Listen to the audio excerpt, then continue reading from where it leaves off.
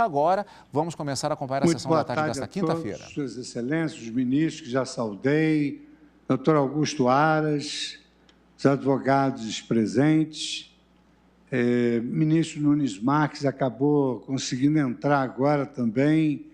Minha saudação, minha boa tarde.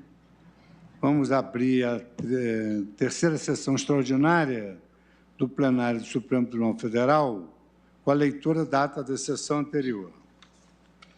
Ata da terceira sessão ordinária do plenário do Supremo Tribunal Federal, realizada por videoconferência em 17 de fevereiro de 2021.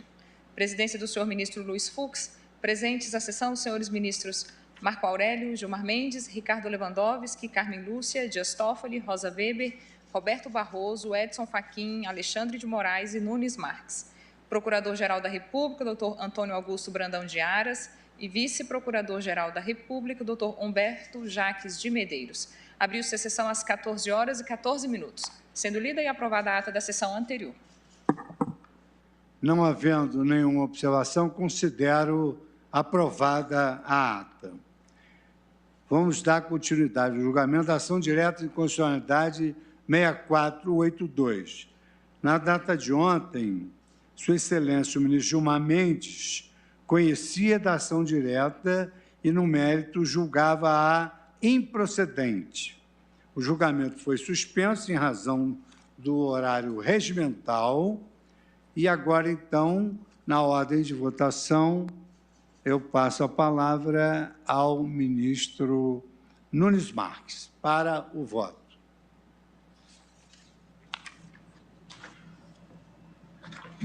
Boa tarde, senhor presidente. Boa tarde, ministros e ministras. Boa tarde aos advogados presentes, aos servidores, na pessoa da doutora Carmen.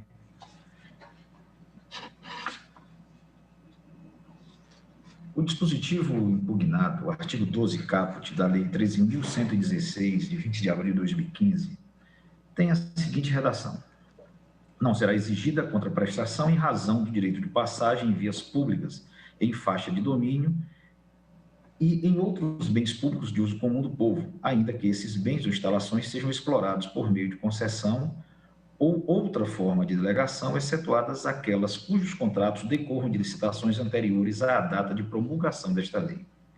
Procurador-Geral da República, por meio da presente ação direta de inconstitucionalidade, alega ser inconstitucional o dispositivo acima transcrito, visto que ele teria violado 1. O direito de propriedade, na medida em que proibiu aos entes federativos a cobrança pela utilização particularizada dos bens de uso comum do povo, a eles pertencentes. 2. A forma federativa do Estado brasileiro, por quanto a União, ao legislar, invadiu a esfera de competência atribuída aos demais entes federativos para dispor de seus bens e para definir normas específicas sobre contratos administrativos.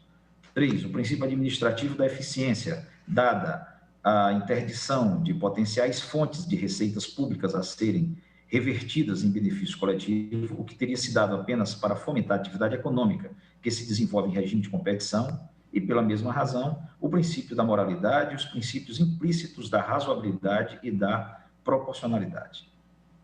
Antes de ingressar no mérito da controvérsia, faço questão de realçar o contexto tecnológico em que a norma impugnada se insere, porque isso é importante para compreender o sentido e o alcance dela. As telecomunicações constituem hoje não apenas uma das mais importantes atividades econômicas das sociedades nacionais, senão também a própria base de praticamente todas as demais formas de criação de riquezas, visto que estamos caminhando para uma economia dirigida por dados que trafegam nas redes de telecomunicações. A respeito, fala-se hoje da quarta revolução industrial. Klaus Schwab resume em 3 pontos as características dessa evolução. A velocidade. A evolução das tecnologias agora se dá em razão exponencial e não mais linear, em razão das numerosas interconexões geradas pela internet. B. Amplitude e profundidade. Além de as mudanças que ela produz serem amplas, atingindo praticamente todas as áreas do relacionamento humano, não se trata mais de apenas mudanças sobre o que fazer e como fazer, mas também sobre quem somos. C. Impacto sistêmico. As mudanças afetam sistemas inteiros, dentro dos países e entre eles, na indústria, na economia e em toda a sociedade. Há quem tenha uma percepção ainda mais radical das transformações por que passamos, incluindo os mecanismos de automatização e de inteligência de máquina. Segundo os corifeus dessa visão técnico-otimista, quando se completar o processo de incorporação de inteligência aos objetos e procedimentos mais diversos, desde o recinto doméstico até os negócios, passando pela agricultura, pelo transporte, o entretenimento, a pesquisa, enfim, por todas as relações socioeconômicas, a automatização conduzirá a humanidade a uma sociedade 5.0, na qual haverá grande abundância e conforto, proporcionado pelas máquinas, numa integração total de vários sistemas inteligentes com a fusão completa do mundo offline com o mundo online. É certo que alguns modelos de aprendizado de máquina já trazem atualmente benefícios palpáveis para consumidores e usuários de serviços públicos, mas a ideia de uma sociedade 5.0 é muito mais profunda. Ela estima que toda a vida social estará imersa na atmosfera da inteligência artificial, sem que haja necessidade de acessar nada, dado que a realidade física estará em si mesma envolta e hibridizada com os mecanismos inteligentes a tal ponto que não será mais possível perceber qualquer diferença entre estar online ou offline. Ou seja, a sociedade 5.0 apresentará um ciclo iterativo no qual os dados serão coletados, tratados e em seguida convertidos em informações significativas, que retornarão imediatamente ao mundo físico sob a forma de aplicações, produzindo um ciclo técnico-biológico de grandes proporções. De fato, esse ciclo operará em uma escala tão grande que não se perceberá com facilidade a separação entre o que vem da realidade física e o que vem das manipulações de dados pelos modelos automatizados. Será a sociedade 5.0, portanto, um passo adiante da indústria 4.0, que diz respeito apenas aos processos produtivos da indústria e do comércio, mas não de outros aspectos da vida individual e coletiva. Na sociedade 5.0, as pessoas, individual e coletivamente, serão o centro do processo tecnológico de disseminação da inteligência sobre objetos e sobre todo o ambiente circundante. Ou seja, essa sociedade 5.0 será a culminância da economia dirigida por dados, ao menos até o horizonte que podemos imaginar. E isso está ocorrendo em velocidades diferentes nos países do mundo. Há aqueles que estão no centro dessa revolução tecnológica, como os Estados Unidos, a China e o Canadá, por exemplo. E há os demais, que os seguem como caudatários, aqui também em velocidades diferentes. O Brasil está entre esses últimos. Faço essa breve reflexão para enfatizar que a decisão que se tomará neste caso não pode ser construída com os olhos do passado, num regime medieval de propriedade, em que o direito de passagem representava, sobretudo, uma fonte de arrecadação tributária e de afirmação de senhorias territoriais. Ou num regime à romana, em que o direito de passagem era visto como servidão rústica sobre coisa alheia. A servidão de que se cuida aqui deve ser entendida como um custo adicional para a infraestrutura da cadeia produtiva da economia dirigida por todos. E criar custos aqui é encarecer todo o processo produtivo em suas mais diferentes expressões. É retirar a competitividade internacional do país, é travar a inovação, é limitar previamente nossa capacidade de produção e consumo. Considere-se também que os estados e municípios, cobrando pela utilização de bem de uso comum do povo, estariam, em última análise, prejudicando indiretamente o bem comum, quiçá até a si mesmos. De fato, não vejo nada que possa melhor representar a ideia de uso comum do povo do que a própria robustez econômica do país, porque isso repercute em todos os aspectos da vida da população. A possível arrecadação que algum estado ou município imaginasse estar perdendo por não cobrar pelo uso dos bens de uso comum do povo seria amplamente compensada e o baixo custo da infraestrutura pelos benefícios seria amplamente compensada pelos benefícios diretos e indiretos que a boa ordem da economia e o baixo custo da infraestrutura tecnológica trariam para a sociedade como um todo. Nesse contexto, observe que o artigo 12, caput, da Lei 13.116, de 20 de abril de 2015, dá concretude à adequada política pública nacional de desenvolvimento do país, na medida em que a questão das telecomunicações está umbilicalmente relacionada ao crescimento da infraestrutura do Brasil. Relembro que o preâmbulo da Constituição Federal prevê o Estado democrático se destina a assegurar o exercício dos direitos sociais e individuais, a liberdade, a segurança, o bem-estar, o desenvolvimento. Bem assim, é objetivo fundamental previsto no artigo 3º, inciso 2 da Constituição Federal, a garantia do desenvolvimento nacional. De forma lógica, tal matéria é de competência da União, conforme artigo 21, inciso 9 da Constituição da República. Compete à União elaborar e executar planos nacionais e regionais de ordenação do território e de desenvolvimento econômico e social.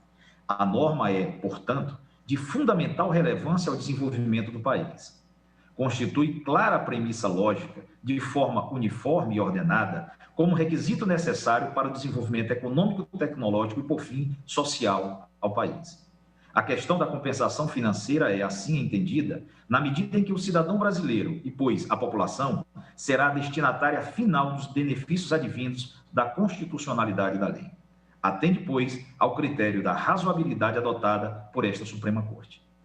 Do ponto de vista estritamente jurídico, a ADI também não impressiona e, na verdade, traz a este tribunal tema já decidido no âmbito da repercussão geral.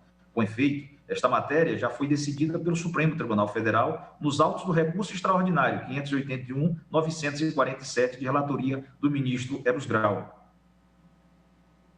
julgado em 27 de maio de 2010, é o tema 261, julgado em sede de repercussão geral.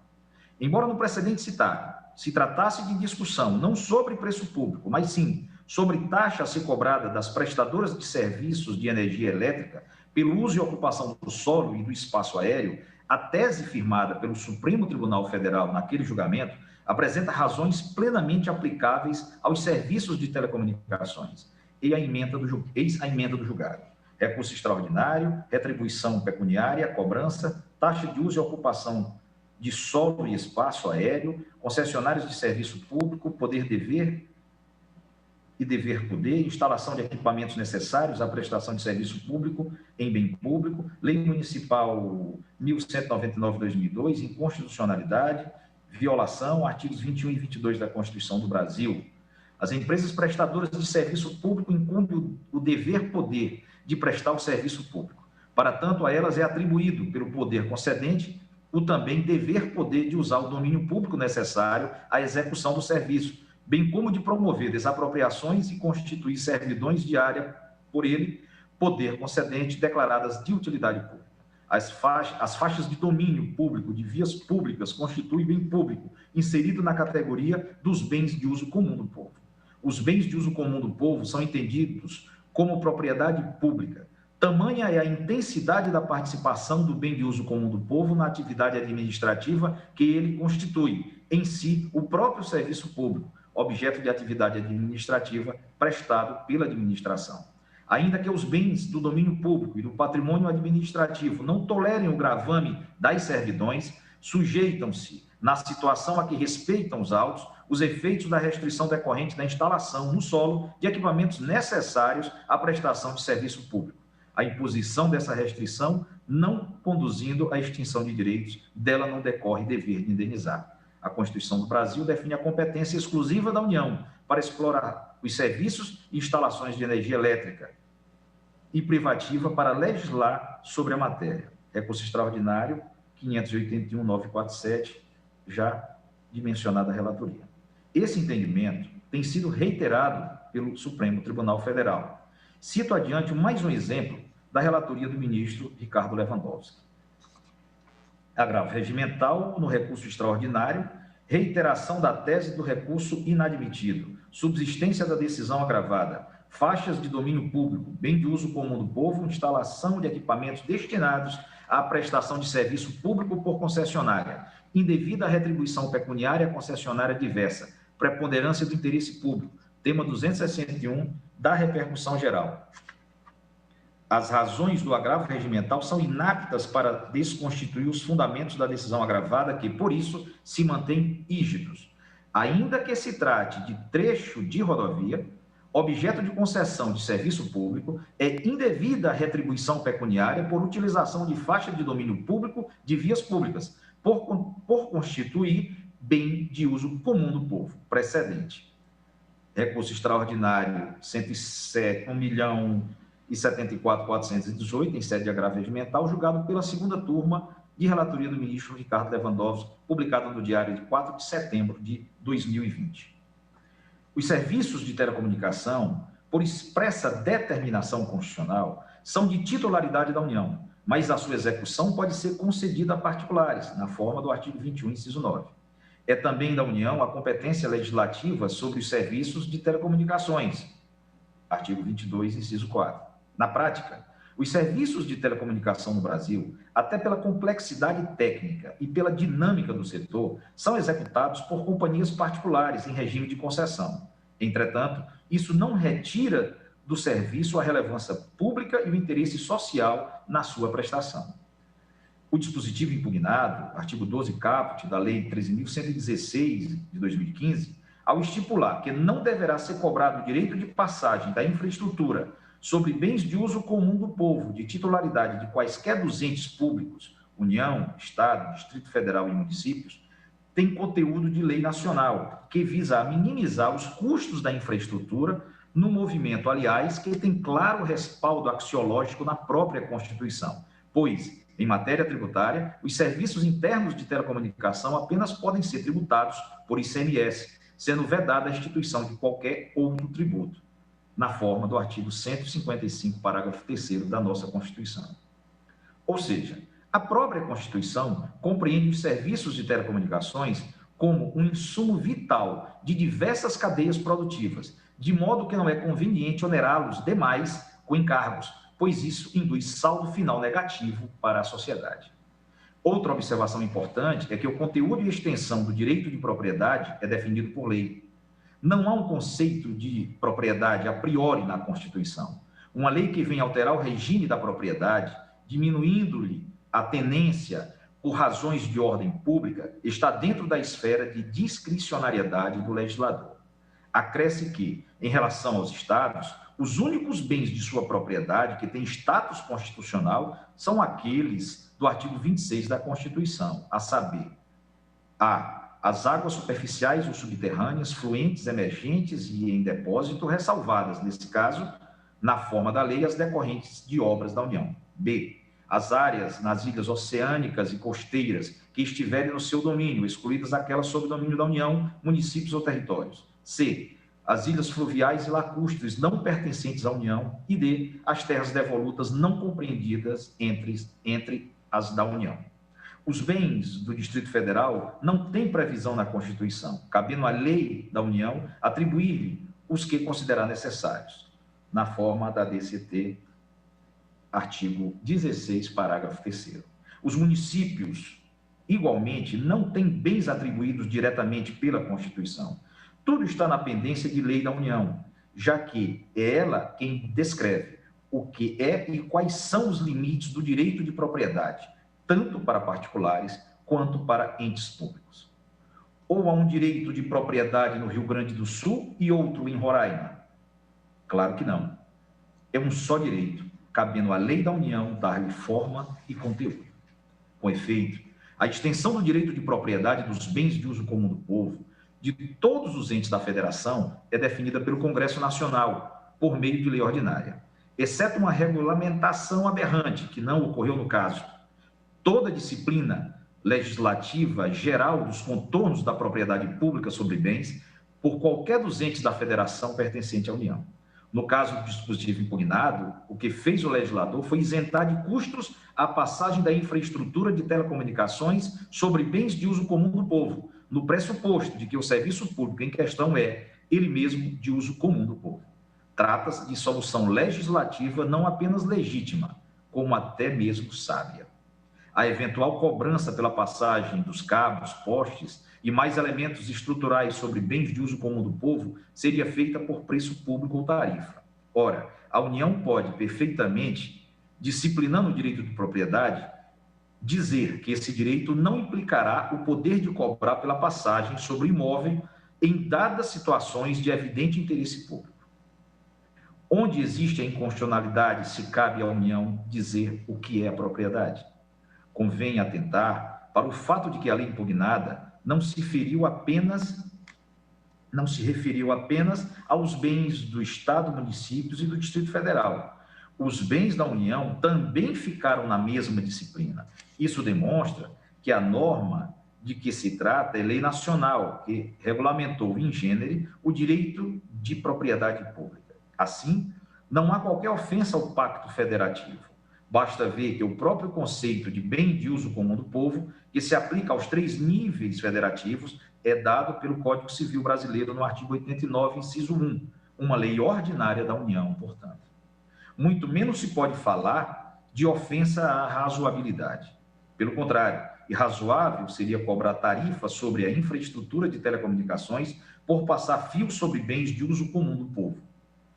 As consequências dessa cobrança poderiam ser desastrosas, implicando a exclusão digital da parte mais pobre da população brasileira. Basta pensar na implantação da tecnologia 5G, que deve ocorrer nos próximos anos. Admite-se que, num primeiro momento, muitas operadoras poderão seguir utilizando, por um tempo, a sua infraestrutura de 4G. Mas, à medida que o tráfego de dados aumentar e, para muitas aplicações, será um aumento exponencial a instalação de novas estruturas. E a instalação de novas estruturas será inevitável. Esse ponto no tempo vai variar de acordo com cada país, mas as simulações mostram que a maioria dos operadores precisará embarcar em uma nova construção significativa até 2025. Para além da questão do tráfego, a utilização de espectros de maior frequência implicará a redução do alcance espacial de propagação de ondas, exigindo naturalmente mais interfaces de rádio e antenas para melhorar a eficácia do serviço. E tudo isso quer dizer mais uso de postes, fios e demais elementos de infraestrutura em solo. Para incrementar a transmissão, as operadoras móveis deverão envidar esforços na instalação de fibras óticas em larga escala. Além de ajudar as redes a atender aos requisitos de capacidade e latência para o 5G, as fibras serão essenciais para suportar a implantação de pequenas células em áreas urbanas.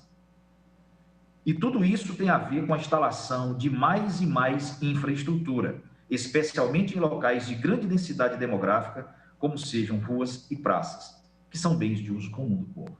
Ora, se para toda a expansão da rede 5G houvesse custos adicionais com o pagamento de tarifas para municípios e estados, poder-se-ia supor, razoavelmente, que as empresas tenderiam a concentrar os investimentos nas áreas mais ricas, que dariam lucro a despeito das tarifas pelo uso de bens públicos, em detrimento das periferias, cujas receitas geradas mal dariam para cobrir os custos da infraestrutura. Convém atentar também para um fato nada desprezível. Se o dispositivo impugnado fosse declarado inconstitucional e os municípios e estados liberados para cobrar tarifas nesses casos já referidos, então ficariam as entidades locais liberadas para também fixar os preços. Imagine-se que estímulo para uma guerra de preços entre os entes locais, especialmente aqueles que ficassem em uma encruzilhada entre grandes centros densamente povoados. Isso, para não falar na insegurança jurídica que tal circunstância geraria, dado que as operadoras precisariam negociar preços com mais de 5.000 entes públicos. A ubiquidade da internet é outro ponto que torna impraticável a cobrança pela utilização de bens de uso comum do povo. Um terminal móvel, um telefone celular, por exemplo, deve funcionar em todo o território nacional. As pessoas estão se deslocando a todo momento com os seus telefones portáteis. Terminais fixos também estão espalhados por todo o país. Desse modo, as conexões e o fluxo de dados se estabelecem de forma mais ou menos aleatória, a depender dos interesses e da localização dos usuários em cada momento. A estrutura, no entanto, precisa estar disponível para qualquer tipo de conexão que seja demandada. Assim, não há um serviço de telecomunicação em cada praça, em cada rua, em cada município. O serviço, por natureza, nacional e até mesmo internacional. Ora, como cobrar pelo uso da praça para enterrar alguns fios ou postes? Seria pelo número de ligações, pelo valor do imóvel? Pela quantidade de postes, antenas ou fios? Ou seria de forma arbitrária, conforme a lei de cada município, numa verdadeira babel de regulamentações? Com liberdade para que os Estados-membros e municípios brasileiros instituíssem, cada qual a seu modo, preços públicos pelo direito de passagem, abrir-se a possibilidade de um verdadeiro caos no setor. Tal liberdade poderia ocasionar, por exemplo, enormes dificuldades para políticas de universalização e de modicidade tarifária. Não é difícil perceber, igualmente, que eventual liberdade para que estados e municípios instituíssem preços públicos pelo direito de passagem a ser exercido sobre os bens públicos de uso comum do povo, sob o seu domínio, impactaria diretamente sobre os contratos de concessão, permissão ou autorização celebrados entre a União e seus respectivos delegatários, a caracterizar a verdadeira invasão da competência administrativa e da competência privativa da União para legislar sobre telecomunicações. É inegável que, a par de atender ao interesse público, a gratuidade pelo direito de passagem acaba por também favorecer o capital privado atuante no setor. Mas isso é plenamente justificável, porque o beneficiado, em última análise, é o consumidor. Se não fossem os incentivos, pela própria lógica de mercado, os custos adicionais seriam repassados ao consumidor final. É preciso deixar claro que situações excessivas, nas quais o direito de passagem seja exercido de forma abusiva, com descaracterização do bem público de uso comum do povo, podem ser resolvidas caso a caso, judicial ou extrajudicialmente, inclusive mediante a invocação da atividade regulatória e fiscalizadora da União. Referi-me aqui sempre ao uso racional e não abusivo do direito de passagem. Nessas condições, a gratuidade do direito de passagem não suprime o conteúdo mínimo do direito fundamental à propriedade. Por isso, não se configura na hipótese a extinção do direito de propriedade, mas tão somente limitação, plenamente justificável com base nos princípios da função social da propriedade e da supremacia do interesse público. Portanto, apesar da eloquência com a qual se apresenta a peça exordial, e muito ao contrário do que nela foi assentado, o artigo 12 caput da Lei 13.116, de 20 de abril de 2015, veicula norma plenamente válida de caráter geral e nacional. Ao instituir a gratuidade pelo exercício do direito de passagem a ser exercido pelos delegatários do setor das telecomunicações sobre os bens públicos de uso comum do povo, da União, dos Estados, do Distrito Federal e dos municípios, o legislador atuou de maneira razoável e proporcional, conformando o direito de propriedade às necessidades práticas de um serviço público de fundamental importância para todos os entes públicos e para a sociedade em geral. Os benefícios decorrentes dessa gratuidade retornam para a sociedade de várias formas.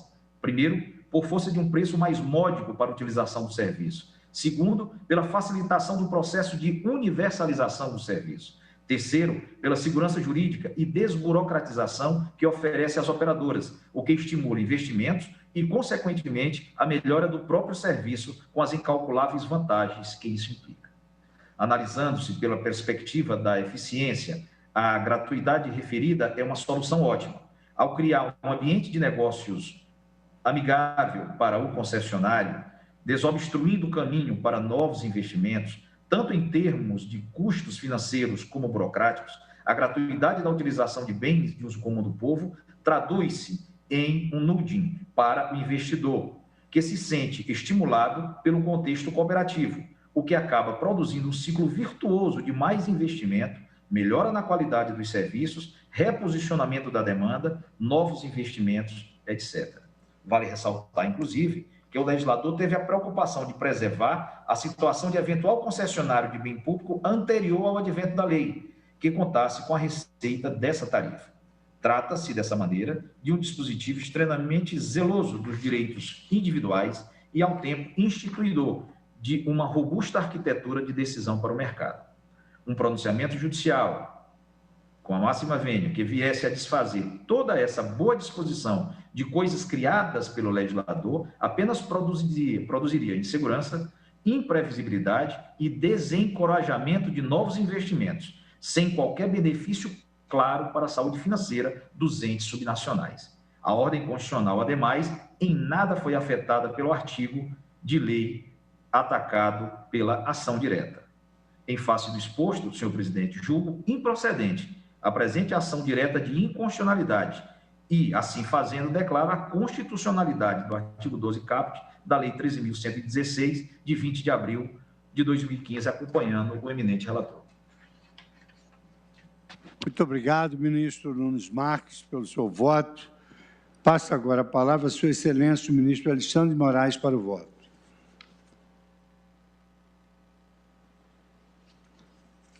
Presidente, boa tarde. Ministro Luiz Fux, cumprimento a vice-presidente, ministra Rosa Weber, ministra Carmen Lúcia, todos os eminentes ministros, também o doutor Augusto Aras, meu boa tarde, nosso procurador-geral da República, o ministro chefe da Advocacia Geral da União, professor José Levi. Cumprimento também todos os advogados que fizeram as sustentações orais e hoje nos acompanham, parabenizando pelas sustentações orais e pelo auxílio que sempre as colocações auxiliam esse tribunal.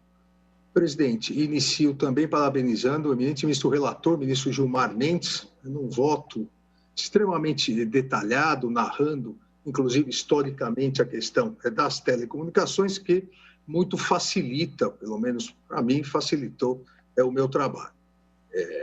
Presidente, como vem já do relatório hoje do ministro Nunes Marques, aqui a ação direta de inconstitucionalidade, ela ataca um único dispositivo, é o artigo 12, caput, da Lei 13.116, de 2015, cuja redação já foi lida, mas é exatamente digamos, o cerne do problema é a questão da não exigência de contraprestação em razão do direito de passagem em vias públicas, faixas de domínio e outros bens públicos de uso comum, ainda que esses bens ou instalações sejam explorados por meio de concessão ou outra forma de delegação. A própria lei, o próprio artigo, traz uma exceção, que é a exceção da retroatividade.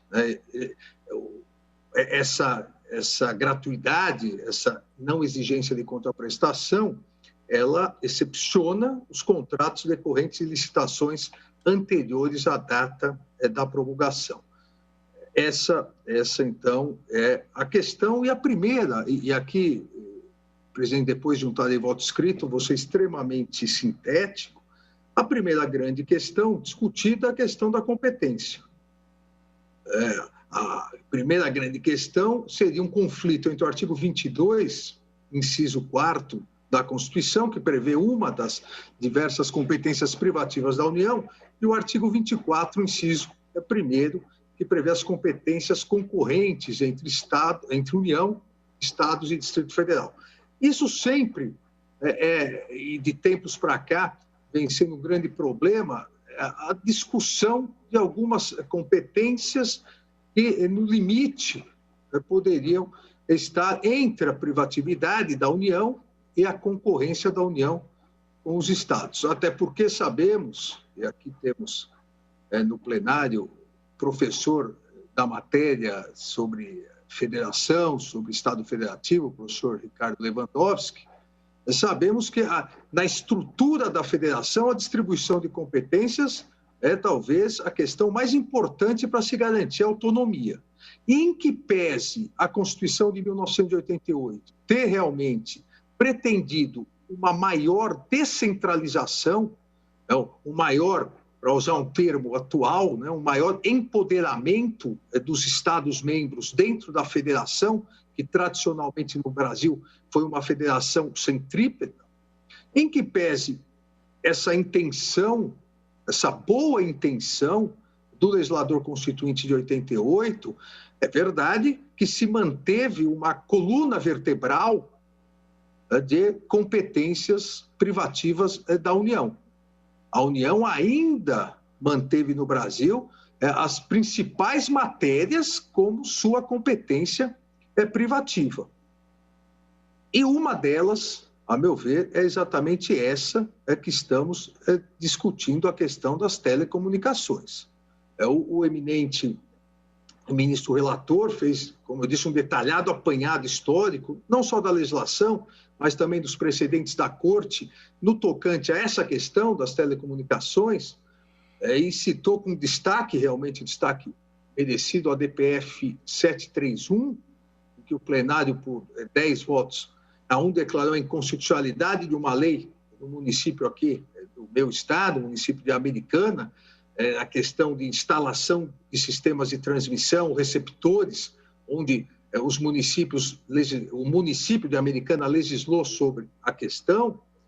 Então, essa discussão sobre telecomunicações, sobre normas gerais de telecomunicações, já vem sendo feita por vários julgados, inúmeros acórdãos do Supremo Tribunal Federal, e a disciplina do direito de passagem na Lei Geral de Antenas pretendeu uma uniformização nacional dessa matéria, em que pese, e essa parece ser, e concordo plenamente com isso, parece ser a tendência da atual composição da Corte, já de 2, 3 anos para cá, em dar uma interpretação mais alargada às competências concorrentes, até para privilegiar os centros regionais de poder, para que haja um maior equilíbrio entre estados e a União, mas nesse aspecto, aqui, na presente questão sobre telecomunicações, não me parece que se possa afirmar que essa uniformização nacional da matéria, trazida pelo artigo 12 da lei, escape da competência privativa da União. Então, no tocante a essa inconstitucionalidade formal apontada, afasto, assim como fez o eminente ministro relator, entendendo exatamente se tratar de competência privativa da União. Da mesma forma, acompanho o eminente ministro relator no segundo tópico analisado e também no segundo tópico importante aqui impugnado, a competência legislativa da União para legislar sobre normas gerais de licitação e contratação administrativa. Em que pese essa também seja uma matéria extremamente confusa, eu diria, e que necessitaria uma maior análise, não só por parte do Congresso Nacional, mas por parte das Assembleias Legislativas, porque no Brasil o Congresso Nacional acaba legislando matéria geral, tudo acaba sendo matéria geral, né, normas gerais, e acaba entrando em conflito, mas no presente caso, na presente ADI, também nesse aspecto acompanha o eminente ministro relator, no sentido de que o artigo 12 da citada lei, da 13.116, esse artigo não viola, a meu ver, de forma alguma, a competência suplementar que os estados teriam para, aí sim, nos termos do artigo 24 da Constituição Federal, dispor sobre normas específicas. A previsão legislativa da União, da gratuidade do direito de passagem, aqui visou de forma muito direta, muito clara e específica, estabelecer uma norma geral para a matéria. Então, do ponto de vista formal, também não me parece existir inconstitucionalidade, seja na matéria ser privativa da União, a matéria telecomunicações, seja aqui na questão de licitação e contratos, as normas gerais serem de competência da União. E entendo aqui que esse estabelecimento normativo de gratuidade ou não onerosidade no direito de passagem seria uma norma geral. Afastando as inconstitucionalidades formais, me parece aqui que merece, mesmo que rápida, mas merece uma rápida análise as inconstitucionalidades materiais apontadas na inicial. Já adianto que também as afasto, acompanho integralmente aqui, da mesma forma, eminente ministro relator, porque todo respeito às posições em contrário, primeiro, não vislumbro afronta aos princípios constitucionais da eficiência e da moralidade administrativa, como citados na inicial. Que pese, eu diria, a abertura desses princípios, seja da eficiência, seja da moralidade administrativa, de forma alguma poderíamos aqui afirmar a priori que houve uma opção ineficiente por parte do Congresso Nacional. O que nós tivemos, à medida em que reconhecida, como reconheci, a competência privativa da União para legislar, o que nós tivemos foi uma opção do Congresso Nacional, uma opção pela não onerosidade. Essa opção se deu principalmente em virtude de se garantir não só uma uniformização, mas uma segurança jurídica para que houvesse a possibilidade de que, no Brasil todo, porque é interligada essa questão de telecomunicações, como foi muito bem ressaltado pelo eminente ministro Nunes Marques, para que no Brasil todo não houvesse, de um estado para o outro, de uma localidade para outra, não houvesse obstáculos a essa implantação nacional de um sistema de telecomunicações. Houve uma opção, e essa opção exatamente vislumbrou a segurança jurídica e uma uniformização.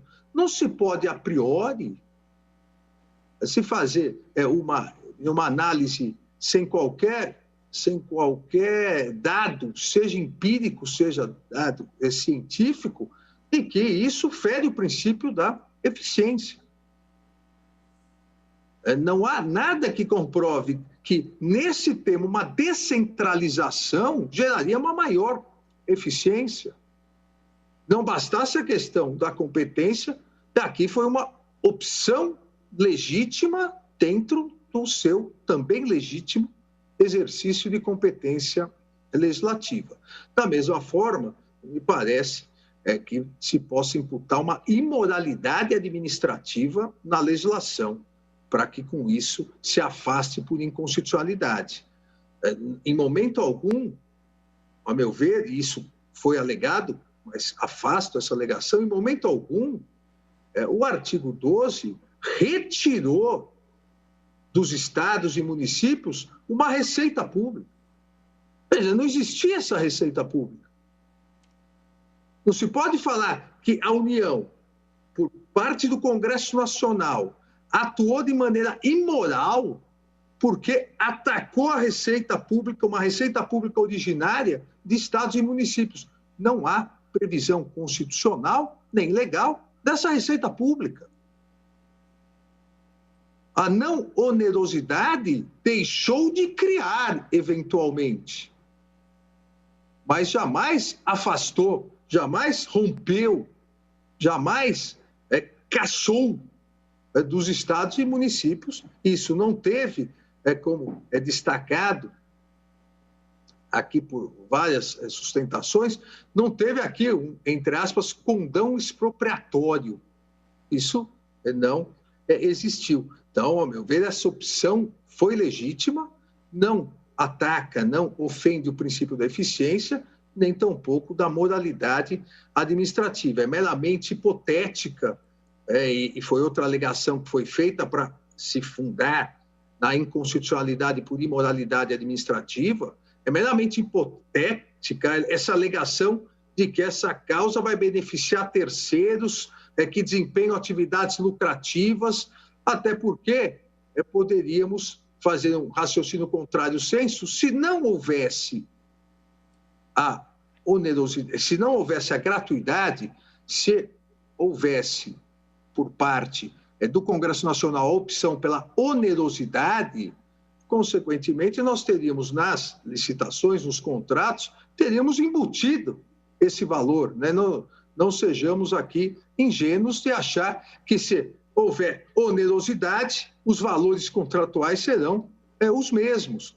Então, não se pode dizer que isso foi houve um desvio de finalidade, até uma quebra da impessoalidade, ou como a ação aponta uma imoralidade administrativa para que houvesse benefício de terceiros. Para mim, também, aqui é uma alegação meramente hipotética que não leva à inconstitucionalidade dessa legítima opção da União, por parte do Congresso Nacional, ao legislar, ao editar o referido artigo 12. Até porque, isso foi muito bem lembrado também pelo ministro relator, pelo ministro Gilmar Mendes, há uma expressa exceção, no finalzinho do artigo 12, uma expressa exceção onde a lei afasta a retroatividade dessa previsão, ou seja, prestigia não só a segurança jurídica, como a garantia constitucional do direito adquirido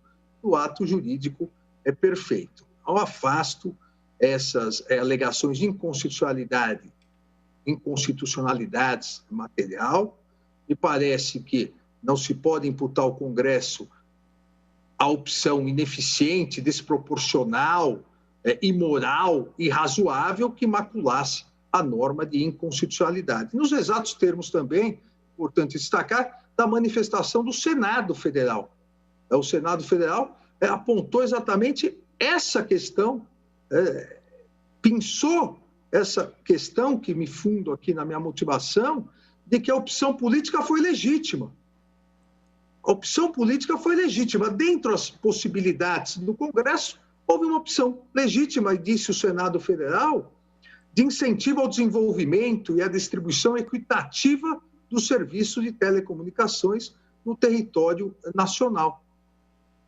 Então, eu fico aqui com também esse fundamento do Senado Federal, corroborado em parecer do eminente professor Floriano Azevedo Marques Neto, eminente professor, colega meu e do professor e ministro Ricardo Lewandowski, e do professor Levi, advogado-geral da União, todos colegas do Departamento de Direito de Estado da nossa Academia do Largo de São Francisco, e hoje o professor Floriano, diretor da Faculdade de Direito da USP, que coloca exatamente, coloca detalhadamente em seu parecer que essa gratuidade não fere, de maneira alguma, os princípios constitucionais, que é possível pelo arcabouço normativo a determinação da gratuidade do uso, e diz aqui o professor Floriano, tendo em vista a fruição de um serviço público. E ainda completa que, sob uma perspectiva, essa não onerosidade pode se dar em função de um serviço público que a lei ou mesmo a própria Constituição impôs que fosse prestado de forma gratuita. Então, presidente, com essas considerações e lembrando que, nesse mesmo sentido, já me manifestei na ADI 3.763, que se encontra ainda pendente de finalização, e monocraticamente no ARI 1.204.820, com essas considerações, novamente cumprimentando o eminente ministro relator, assim como Sua Excelência, voto pelo conhecimento da presente ação e no mérito pela sua improcedência. Agradeço ao ministro Alexandre de Moraes pelo seu voto e passo a palavra agora ao ministro Edson Fachin para que se manifeste sobre o tema. Boa tarde, senhor presidente, eminentes ministros. Permito inicialmente, senhor presidente, cumprimentar Sua Excelência, o ministro relator, ministro Gilmar Mendes, bem como os ilustres ministros que me antecederam, acompanhando o relator, ministro Nunes Marques e ministro Alexandre de Moraes. Cumprimento as eminentes ministras Carmen Lúcia e Rosa Weber, os demais pares. Cumprimento também, senhor ministro, senhor presidente, o senhor procurador-geral da República, o senhor ministro advogado-geral da União, os senhores e senhoras advogados. Senhor presidente, nós não estamos diante de um caso fácil a decidir, embora essa afirmação consista quase num truísmo para a compreensão da matéria. E das matérias que são submetidas a esse tribunal pleno.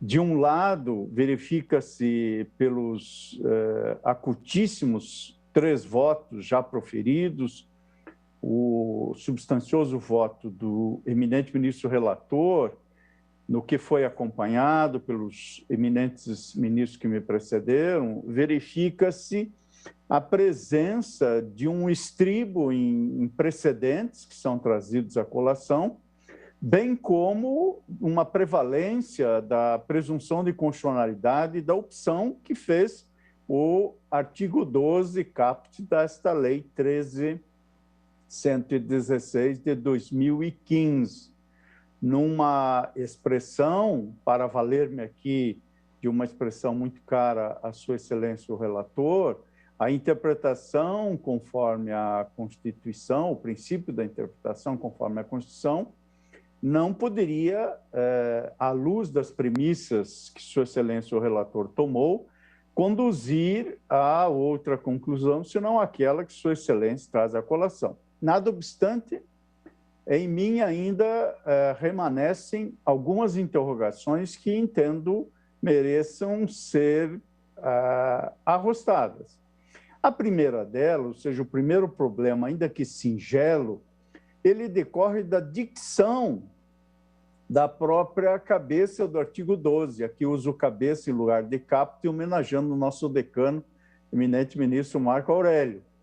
O artigo 12, ao excepcionar em seu final, nas palavras do artigo 12, excetuadas aquelas cujos contratos decorram de licitações anteriores à data de promulgação desta lei, essa expressão que está no final do artigo 12, caput, reconhece, portanto, que em relação aos contratos anteriores, a contraprestação exigida é conforme a ordem jurídica, mas deixa de ser conforme pela proclamação que o legislador faz a partir desse artigo 12. Portanto, eis aqui um primeiro problema de ordem lógica. A Constituição é a mesma, antes e depois da lei. Logo, o princípio da interpretação conforme a Constituição não tem esta baliza formal, porque ou ele prevalece para todas as situações, ou ele está afastado. Um segundo problema que ainda suscita uma interrogação, senhor presidente e eminentes ministros, diz respeito à menção, que muito me honrou, de um precedente de minha relatoria, que é a ação direta de inconstitucionalidade 3.110. Com toda a vênia, creio que o que se decidiu nesta ADI não trata exatamente do mesmo tema que aqui estamos a examinar. Portanto, esta dimensão da competência e das atribuições dos entes federados e a gratuidade do direito de passagem, em meu modo de ver, suscita estas e outras interrogações, nomeadamente à luz das judiciosas razões que traz a Procuradoria-Geral da República, provocando este tribunal a responder à presente controvérsia, que instaurou, admitindo-se, portanto, que na ADI haja lide, no sentido estrito, que instaurou esta lide, vale dizer, saber se o exercício da competência material e legislativa da União sobre serviços de telecomunicações pode interferir na obtenção de receitas advindas dos bens de uso comum dos estados e municípios, impedindo-os de cobrar valores a título de preço público pelo direito de passagem da infraestrutura necessária à prestação do serviço.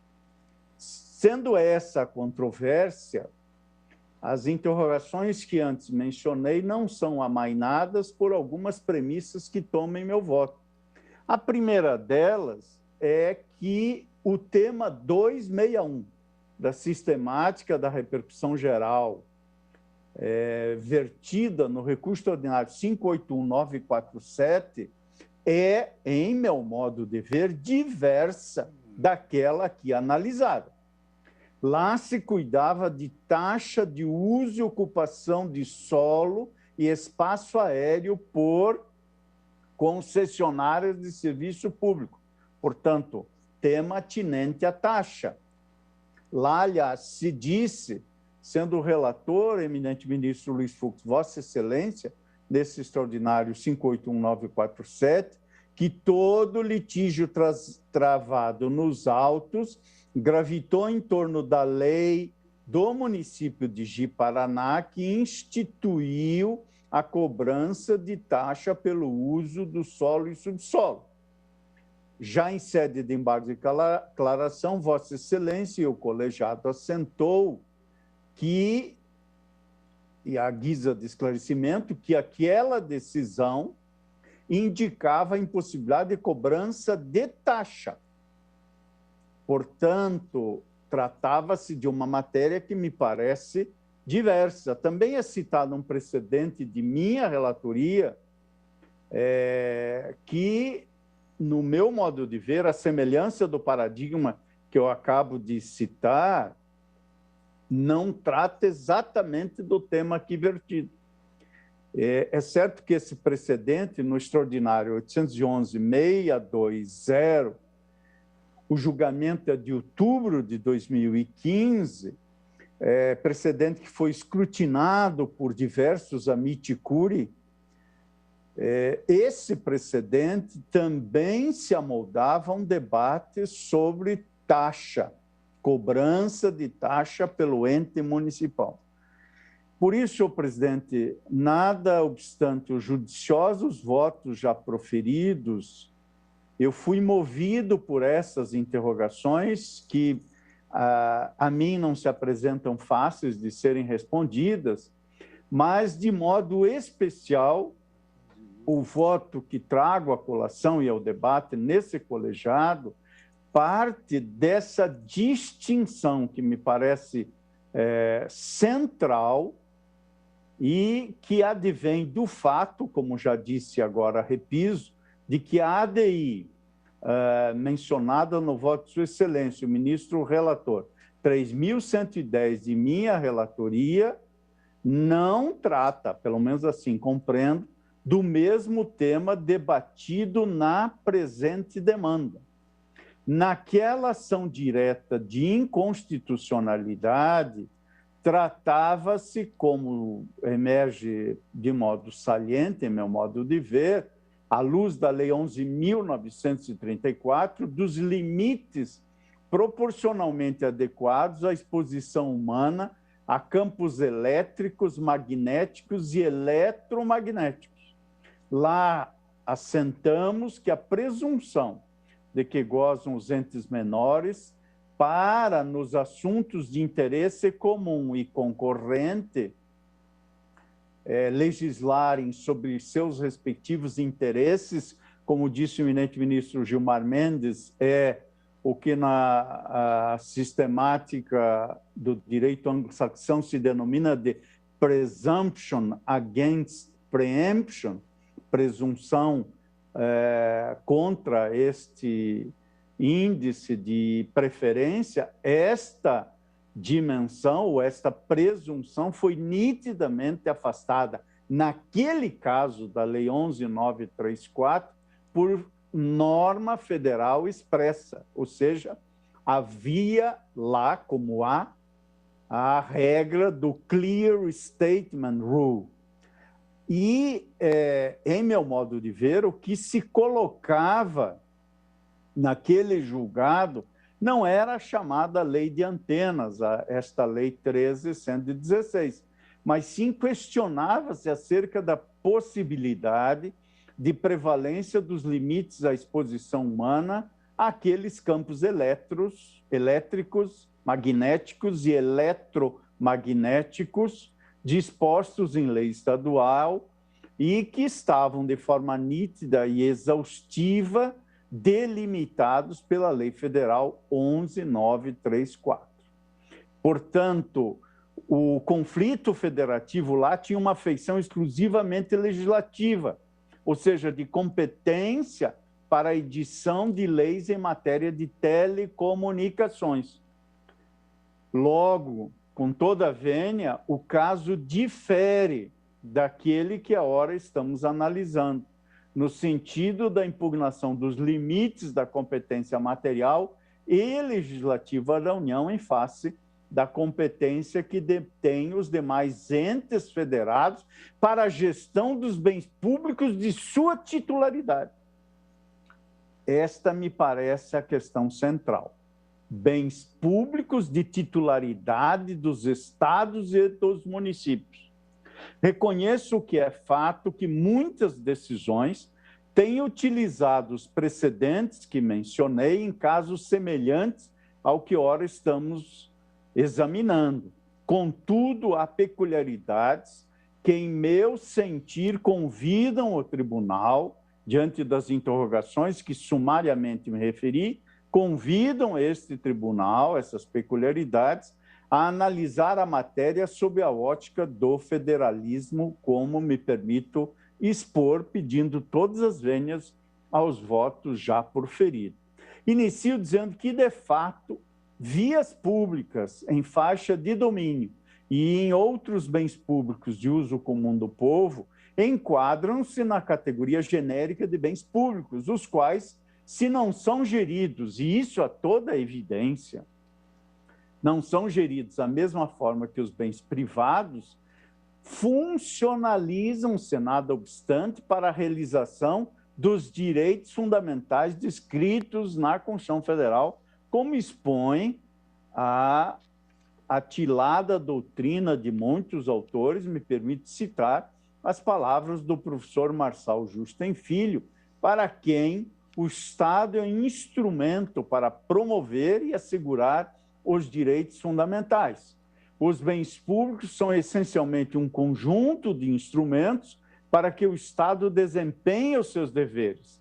E conclui nesse segmento de seu curso de Direito Administrativo o professor Marçal: os bens públicos devem ser utilizados de modo direto para a realização dos interesses da comunidade e para a obtenção das necessidades essenciais à dignidade humana. Por isso, entendo que os bens públicos de uso comum não são necessariamente acessados de modo gratuito pelos administrados, existindo a possibilidade de cobrança para sua utilização, como, por exemplo, no caso de concessões para a realização de obras em rodovias, ou mesmo pagamento de pedágios, o que justifica a geração de alguma riqueza em benefício da integralidade dos cidadãos.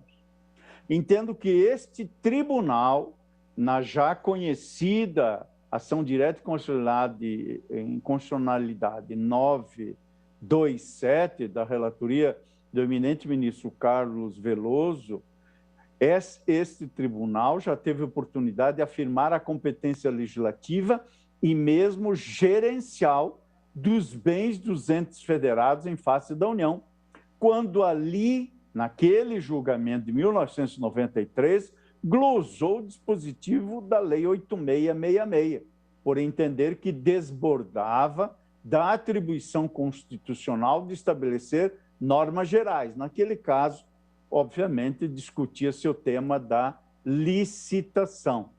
Por isso, quantum satis projetada para cá, para o caso presente, o que resta é definir-se na presente demanda se o alcance da competência plena da União na regulação de todo o serviço de telecomunicações pode, a pretexto de ordenar serviço público, interferir na disponibilidade de bem público pelos estados, municípios e Distrito Federal.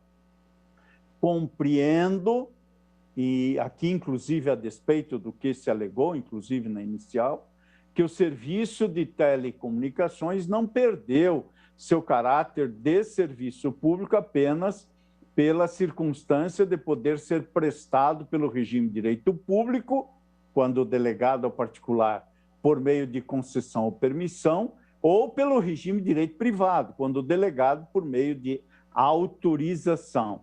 Entendo que foi a Constituição Federal, após a emenda 8 de 95, que estabeleceu a possibilidade de prestação do serviço em distintos regimes, mas não retirou-lhe a característica de serviço público, colocando, inclusive, sob a regulação de uma agência estatal. E aqui repiso o que dispõe a Lei Geral de Telecomunicações, a Lei 9472, de 97, nomeadamente no parágrafo 1º e caput do artigo 60. Aqui, compreendida esta dimensão, vê-se que o argumento central da defesa da constitucionalidade desse artigo 2, desse dispositivo em análise, é de que o serviço público de telecomunicações, a fim de que sejam concretizadas as metas de expansão até regiões de menor interesse de mercado, necessita de infraestrutura física e, nesta dimensão, não poderia ficar ao alvedrio de contingências locais sob pena de encarecimento do preço final ao usuário e de que as metas não sejam atingidas. Sem embargo, senhor presidente e eminentes pares, por mais nobres que sejam as intenções do legislador, compreendo que retirar dos demais entes federados as prerrogativas de utilização econômica de seus bens para permitir a passagem gratuita da infraestrutura de telecomunicações por vias e rodovias estaduais e municipais estabelece um gravame a esses entes, que não depreendo estar acobertado ou agasalhado pela Constituição.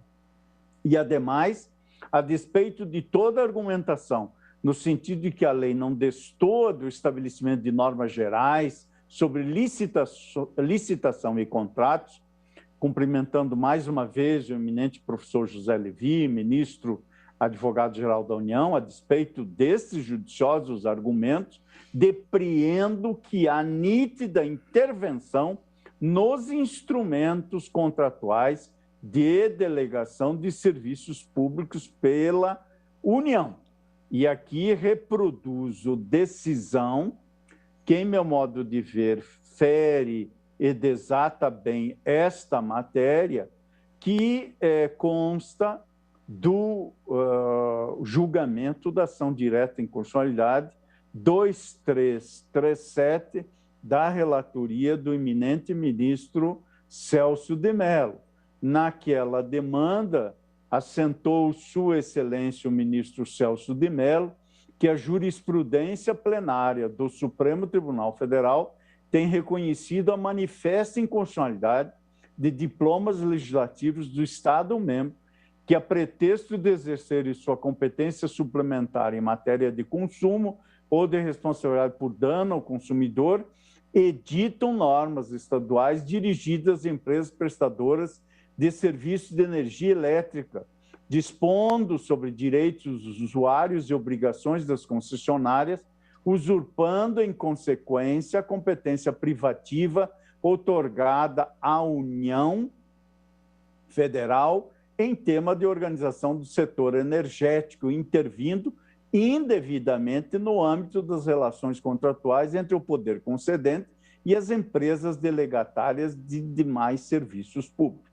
Por isso, também quanto o SATS trazido à colação essa percepção, fruto do julgamento da ação direta e consolidada 2337, se por um lado não parece constitucionalmente adequada a asserção de que os serviços de telecomunicações não se enquadram na categoria de serviço público, de outra parte, é certo que os serviços de TV a cabo, internet e banda larga fixa e móvel, telefonia móvel, são prestados por meio do regime de direito privado, ou seja, sem intervenção direta do poder concedente na definição dos valores cobrados dos usuários ou na política tarifária. Ainda, apesar de parte do serviço de telefonia fixa comutado ser prestado também e ainda pelo regime de direito público, com a emergência da Lei 13.819 de 2019, a nítida tendência de migração para o regime de direito privado, com autorização de conversão das outorgas por concessão em autorizações de prestação de serviço. Assim, não me parece que seja possível dizer, isento de dúvida, de que eventual economia das empresas prestadoras de serviço de telecomunicações com a instalação de infraestrutura sem o desembolso de valores pelo direito de passagem irá se reverter em valores mais baixos ao consumidor pelo uso do serviço. Ainda também me permite ponderar, à guisa de suscitar a apreciação da matéria, que a previsão em edital e no contrato de concessão de rodovias, por exemplo, pode conter, como aliás contém, à luz do artigo 11 da Lei 8987 de 95, fontes alternativas de receita às concessionárias, em atendimento ao princípio da modicidade tarifária ou ainda como parte do valor da outorga pago aos entes públicos, que poderão investir os valores na promoção de outros serviços públicos de que a população do Estado ou do município necessite. Ainda mais, a retirada do dispositivo do ordenamento jurídico não obriga nenhum ente federado a promover cobrança pelo direito de passagem da infraestrutura dos serviços de telecomunicações. Questões como a imperiosidade de expansão da rede, obtenção de tributos e desenvolvimento regional podem efetivamente mostrarem-se mais relevantes que a cobrança pelo uso do bem público. No entanto, entendo que o princípio federativo entrega a cada ente a decisão sobre o tema. Por isso, senhor presidente, pedindo vênia às compreensões diversas, especialmente a sua excelência, o eminente ministro, o relator, entendo que a competência privativa da União em matéria de serviços de telecomunicações não tenha o condão de obrigar estados, municípios e o Distrito Federal a deixar de obter remuneração pelo uso de infraestrutura pública para instalação e expansão dos referidos serviços, razão pela qual, com todo respeito, proponho o julgamento procedente da ação direta, declarando a inconstitucionalidade do artigo 12 da Lei 13.116 de 2015 por violar os artigos 2º, combinado com o parágrafo 4º do artigo 60 da Constituição, que trata da divisão funcional do poder e a forma federativa do Estado, também violar o artigo 5º caput e seu respectivo inciso 22º, que é o direito de propriedade, e também o artigo 22, inciso 27º, combinado com o parágrafo 4º do artigo 24 da mesma Constituição Federal, que trata da competência suplementar dos Estados para editar normas específicas de licitação e contratação. É como voto, senhor presidente. Muito obrigado, excelentíssimo senhor ministro Edson Fachin. Agora passo a palavra a sua excelência, o ministro Roberto Barroso, para o voto.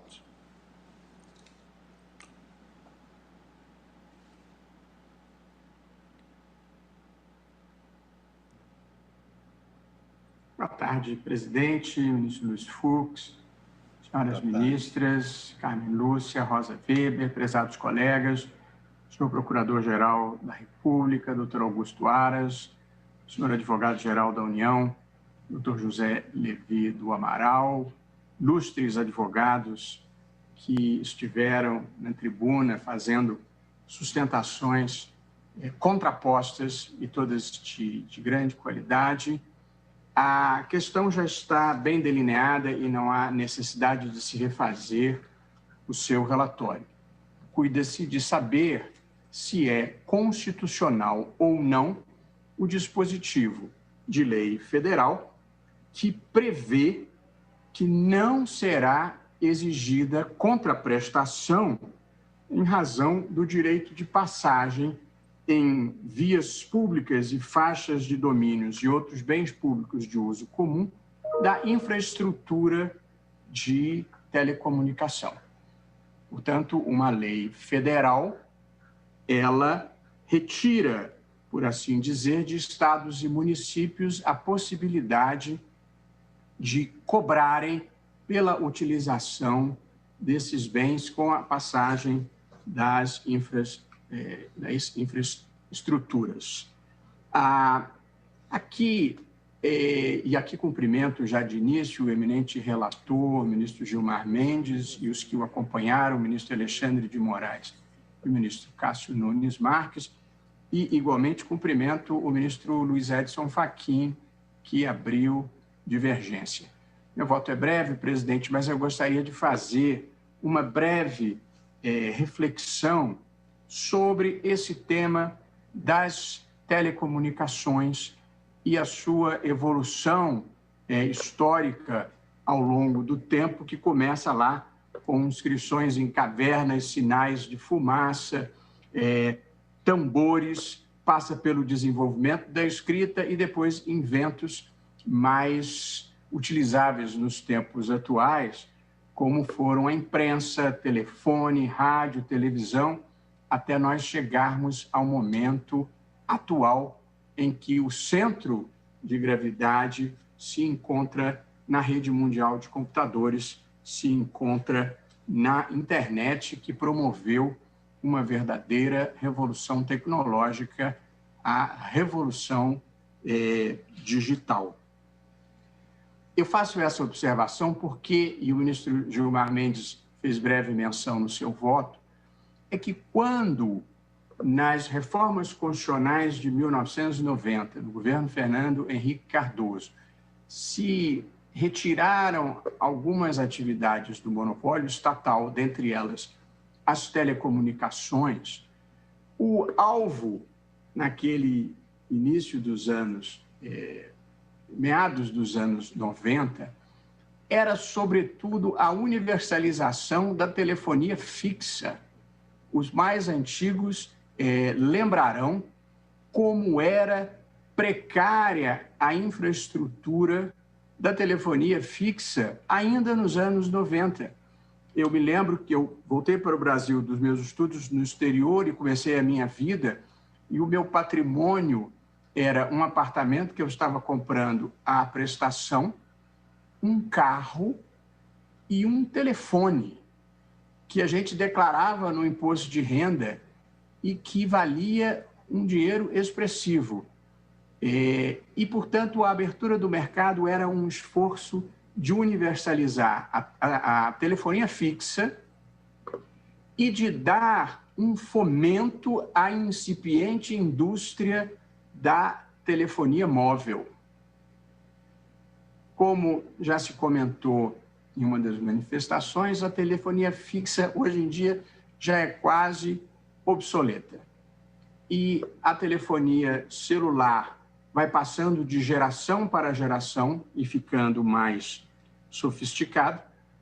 E o centro de gravidade e o que verdadeiramente está em discussão aqui é a internet e a sua universalização, tanto quanto possível. Apenas para lembrar o toque folclórico, presidente, Vossa Excelência lembrará também, os contratos de concessão da telefonia previa a obrigatoriedade da instalação de orelhões em diferentes pontos da área concedida.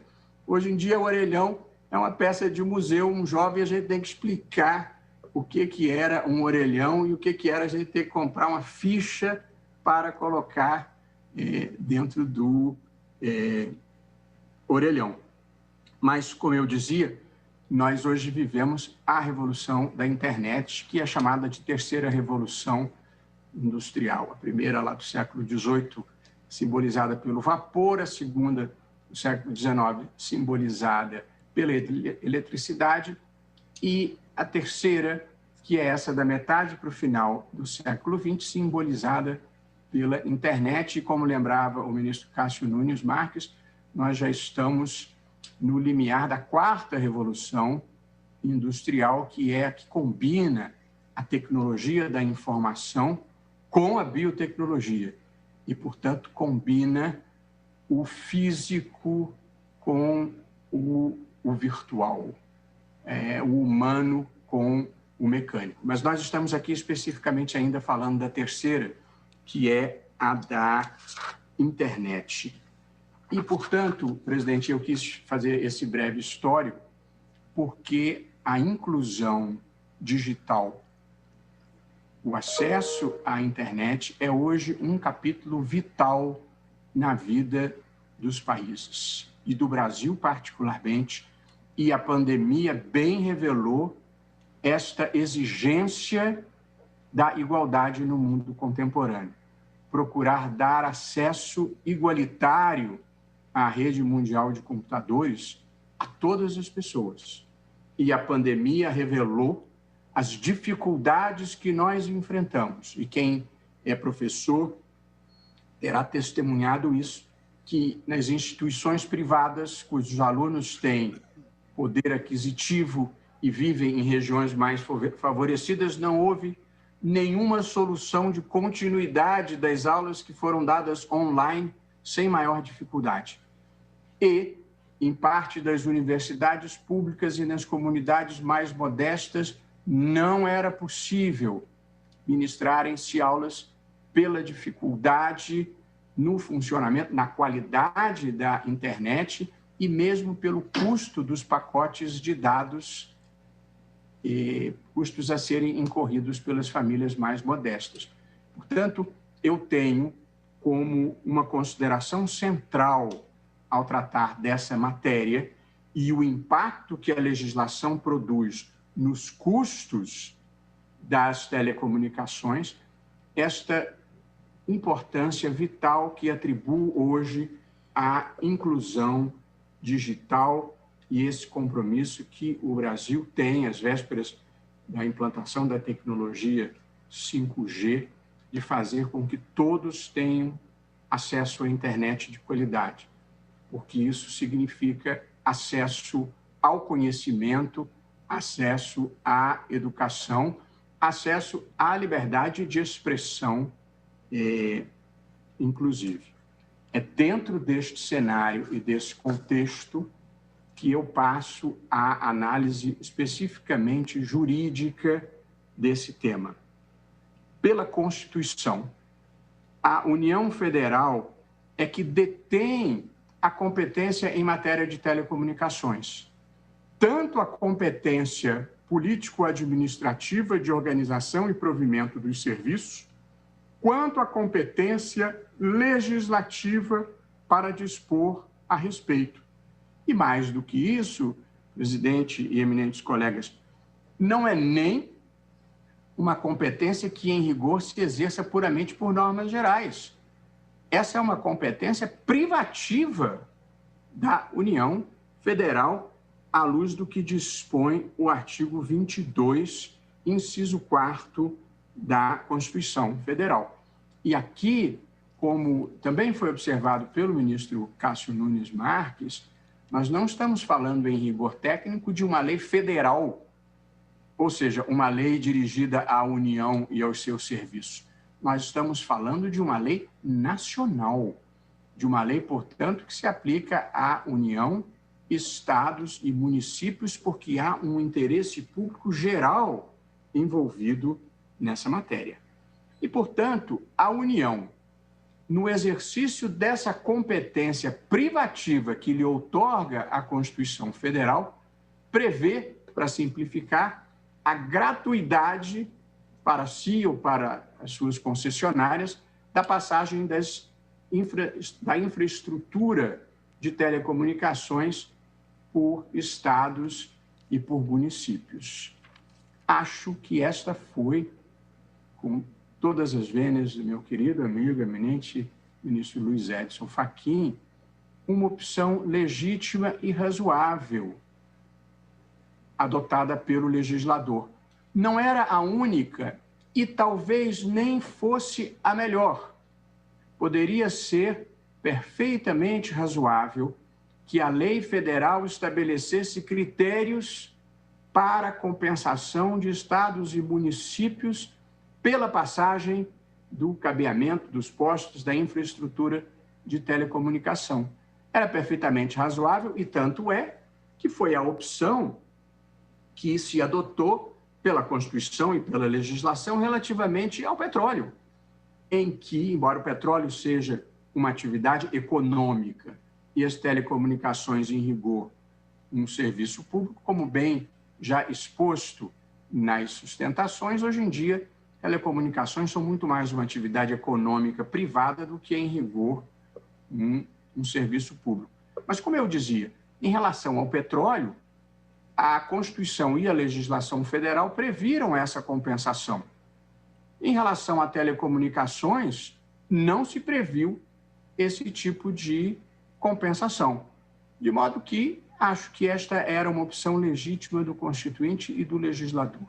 Nenhum nem outro previram qualquer benefício direto pecuniário para estados e municípios pela passagem da infraestrutura de telecomunicação.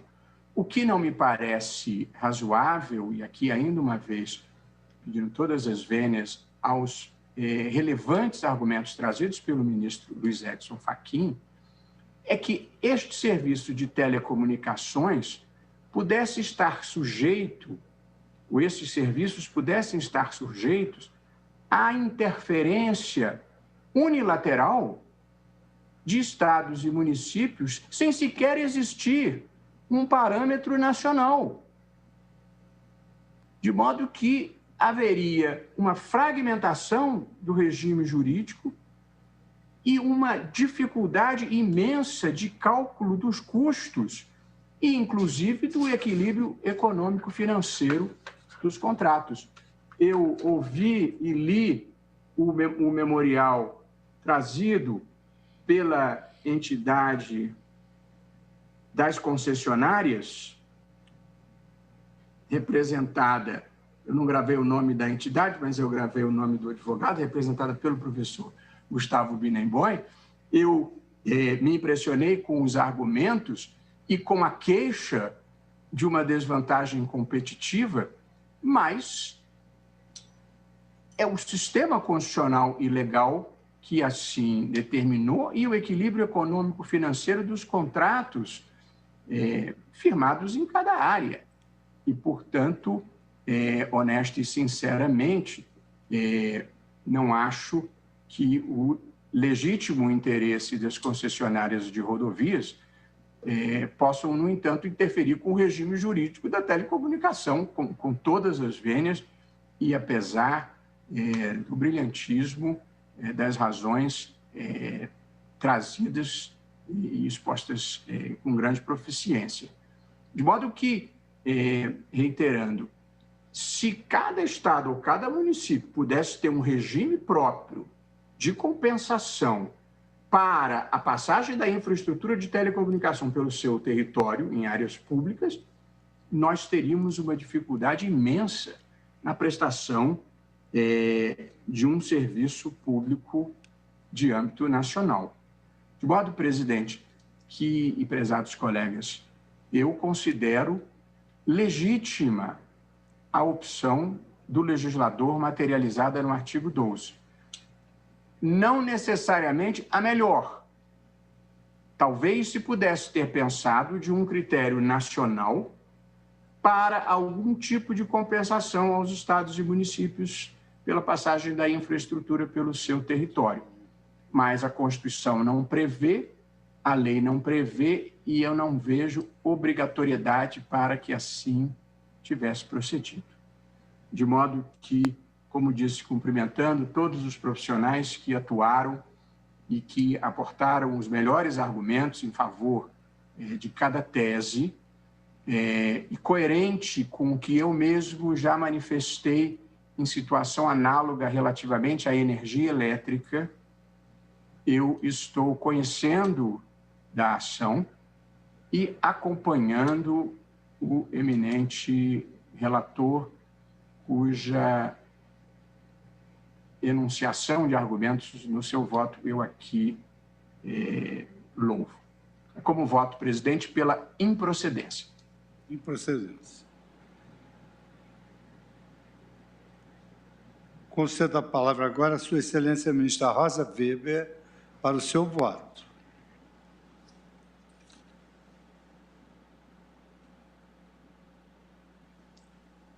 Som, ministra Rosa, som.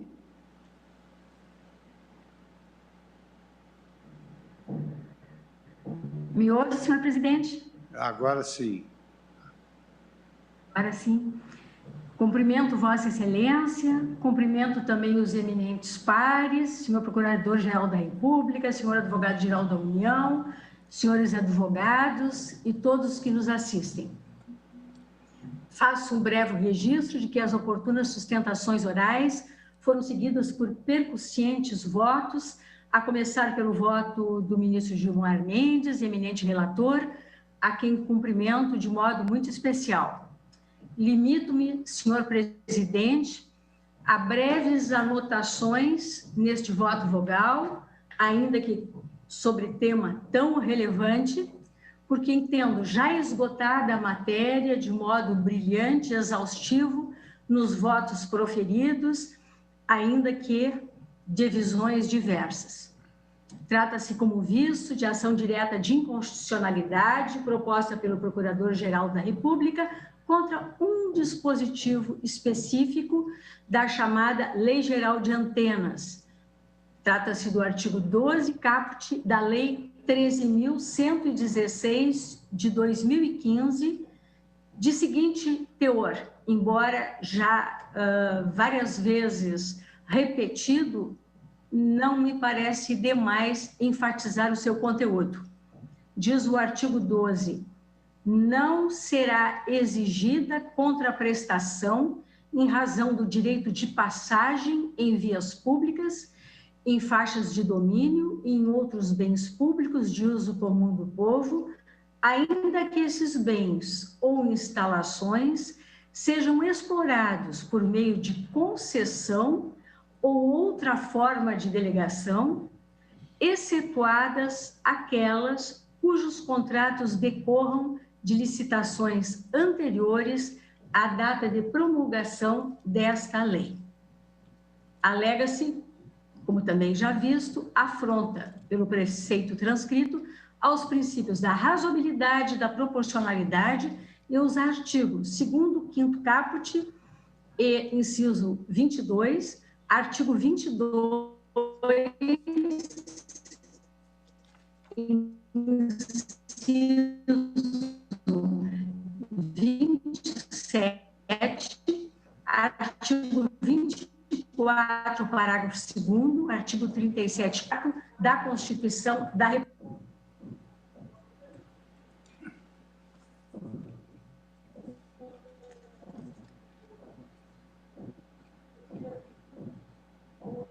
A Lei 13.116 de licenciamento, instalação e compartilhamento de infraestrutura de telecomunicações, tendo como vértice teleológico, a teor do seu artigo 1º, caput e parágrafo 1º, a promoção do desenvolvimento socioeconômico do país mediante o atendimento às metas sociais, econômicas e tecnológicas estabelecidas pelo poder público.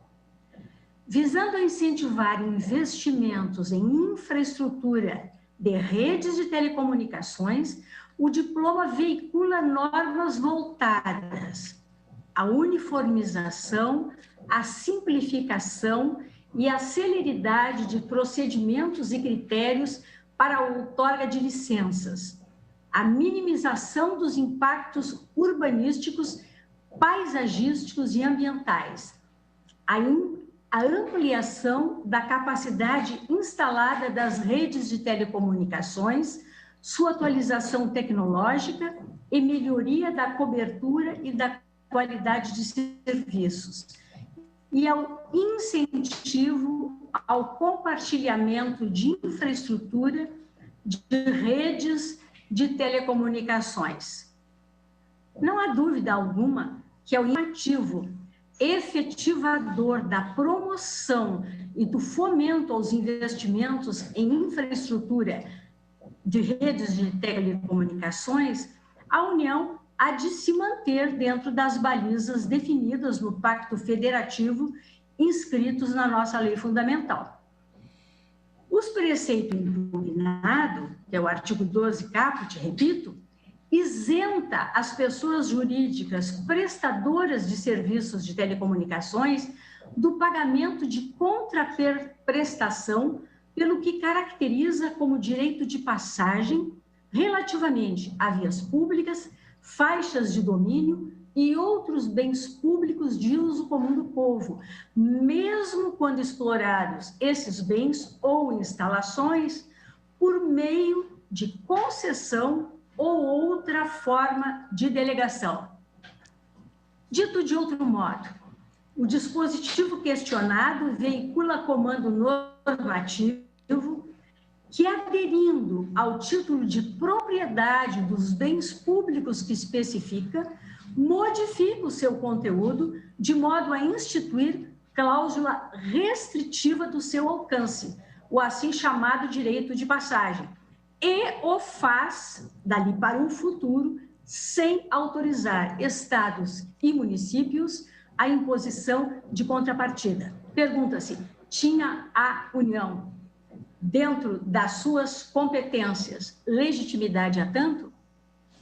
Ora, prossigo eu. A lei referida, 13.116, define o Instituto do Direito de Passagem para as suas finalidades no artigo 3º, inciso 4º, como a prerrogativa de acessar, utilizar, atravessar, cruzar, transpor e percorrer imóvel de propriedade alheia, com o objetivo de construir, instalar, alterar ou reparar infraestrutura de suporte, bem como cabos, sistemas, equipamentos ou quaisquer outros recursos ou elementos de redes de telecomunicações. Fecho aspas. A rigor, ao impedir o titular do domínio de ser remunerado pelo direito de passagem, a norma do artigo 12, caput, não incide, na minha visão, sobre obrigações intrínsecas à prestação dos serviços de telecomunicações. Dimensiona, isto sim, a extensão do direito real incidente sobre os bens públicos que especifica. Ora, o instituto designado como direito de passagem, pela Lei 13.116, cuida, isto sim, de espécie de servidão administrativa, modalidade de limitação do direito real de propriedade, que, por sua vez, tem origem na servidão de passagem do direito civil. De modo geral, as restrições administrativas ao direito de propriedade, todos sabemos, encontram seu fundamento na função social da propriedade. Este postulado da função social da propriedade, agasalhado nos artigos 5º, inciso 23, e artigo 170, inciso 3 da Constituição da República, autoriza, no dizer de Pietro, não apenas a imposição de obrigações de não fazer, como também as de deixar fazer. O efetivo cumprimento da função social da propriedade se verifica não apenas no tocante à realização da sua vocação intrínseca, mas também da sua inserção no contexto mais amplo das políticas públicas voltadas à realização dos objetivos constitucionais da República Federativa do Brasil, sobrelevando, no caso, o objetivo de garantir o desenvolvimento nacional. E aqui eu estou me referindo ao artigo 3º, inciso 2 da nossa Constituição. Por isso mesmo, dispõe a administração pública, entre outros instrumentos legítimos de limitação do direito de propriedade, da figura da servidão administrativa, pela qual se institui direito real de natureza pública, impondo ao proprietário a obrigação de suportar um ônus parcial sobre o imóvel de sua propriedade, em benefício de um serviço público ou de um bem afetado no serviço público. No regime jurídico de direito público, a servidão administrativa constitui, eu mais uma vez me louvo na lição de Di Pietro, em seu direito administrativo, Janeiro Forense 2020, a servidão administrativa constitui prerrogativa da administração pública, agindo com o poder de império que lhe permite onerar a propriedade privada com um direito real de natureza pública, sem obter previamente o consentimento do particular ou título expedido pelo judiciário. Instituída a servidão por lei, não há falar em direito à indenização, porque, mais uma vez invocando de Pietro, o sacrifício é imposto a toda uma coletividade de imóveis que se encontram na mesma situação.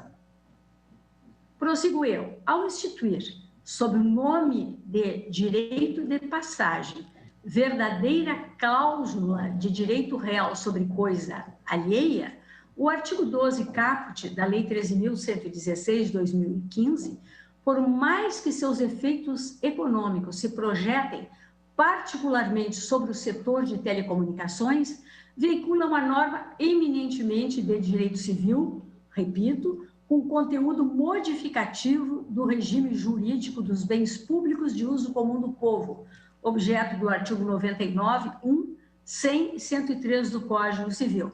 Isto, por óbvio, na minha visão. A fim de atender à finalidade pública declarada de promover o desenvolvimento da infraestrutura de redes de telecomunicações no país, a União, no pleno exercício da competência que lhe confere o artigo 22.1 da Lei Maior, gravou com cláusula de servidão o conteúdo do direito real incidente sobre os bens públicos de uso comum do povo que especifica. E a especificação do sentido e alcance do direito de propriedade é matéria tipicamente de lei ordinária. Já os bens de uso comum do povo, ou bens de uso geral, são aqueles destinados, segundo o magistério, a melhor doutrina, à utilização do público em geral, sem necessidade de permissão especial. Caso de praças, jardins, ruas, estradas, mares, rios, praias, golfos, entre outros, os quais não perdem a característica de uso comum se o Estado regulamentar sua utilização de maneira onerosa. São bens destinados por sua própria natureza ou pela lei ao uso da coletividade.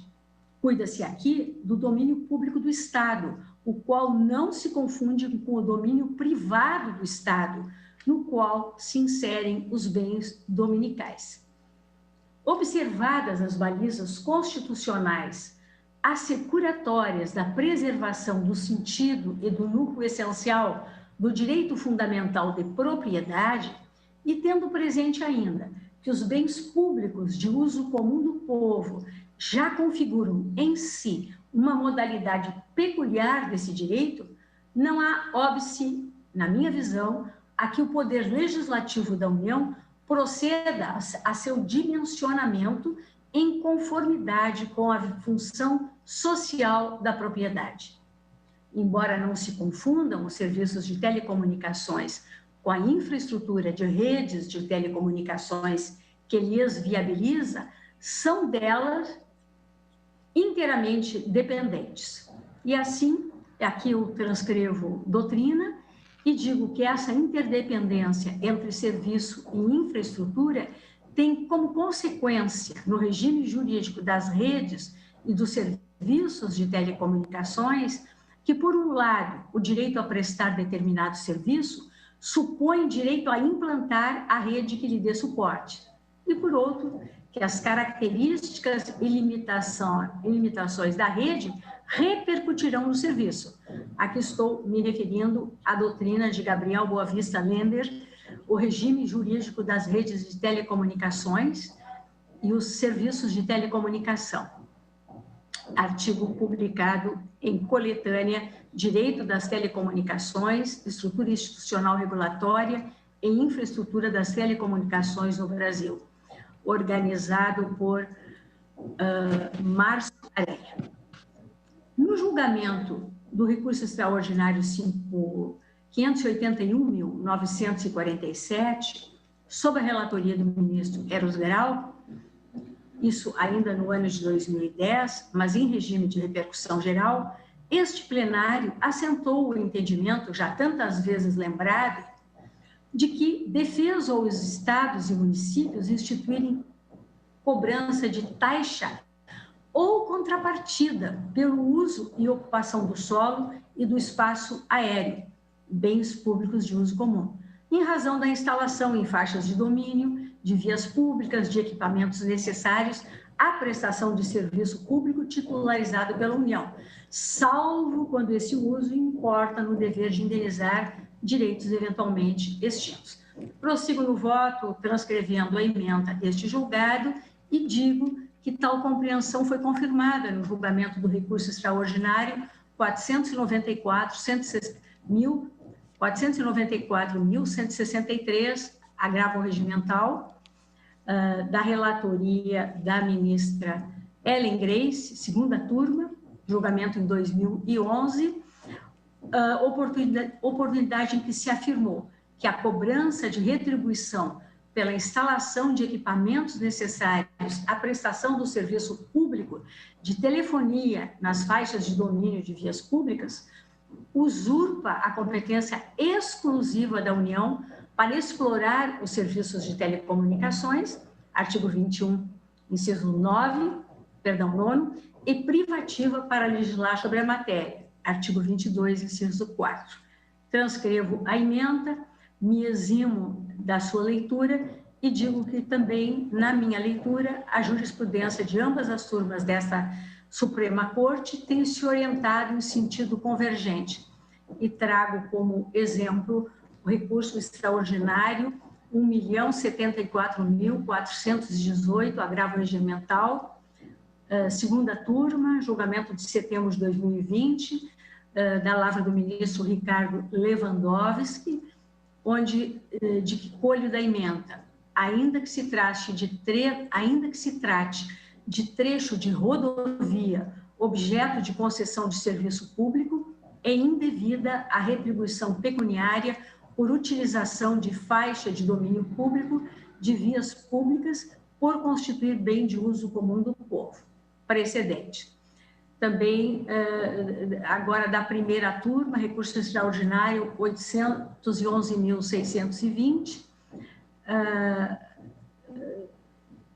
colho invade a competência legislativa da União, o ente federativo que institui retribuição pecuniária pela ocupação do solo para a prestação de serviço público de telecomunicações. Julgamento de 2015. E por essas breves razões, senhor presidente, que eu quis destacar, e reportando-me no mais aos fundamentos esgrimidos pelo eminente relator, a quem mais uma vez cumprimento, não reconheço, pela ausência de violação dos preceitos constitucionais invocados, as suscitadas inconstitucionalidades formal e materiais, rogando vênia às compreensões contrárias. Julgo, pois, improcedente a presente ação direta de inconstitucionalidade ou o pedido nela deduzido. É o voto, senhor presidente. Breve. Muito obrigado, ministra Rosa Weber, pela brevidade, mas, ao mesmo tempo, pela profundidade do voto. Senhor presidente. Pois não. Senhor presidente, eu sei que está na hora de chamar o intervalo, mas meu voto é tão breve. Pedindo vênia, acompanho o relator. Pois não. Anoto aqui, ministro Dias Toffoli também acompanha o relator e julga improcedente o pedido. Tendo em vista o horário e o tempo regimental, eu vou suspender a sessão pelo tempo de 30 minutos, quando então retornaremos para acolher os demais votos dos ministros Carmen Lúcia, Ricardo Lewandowski, Marco Aurélio e o meu voto. Está suspensa a sessão.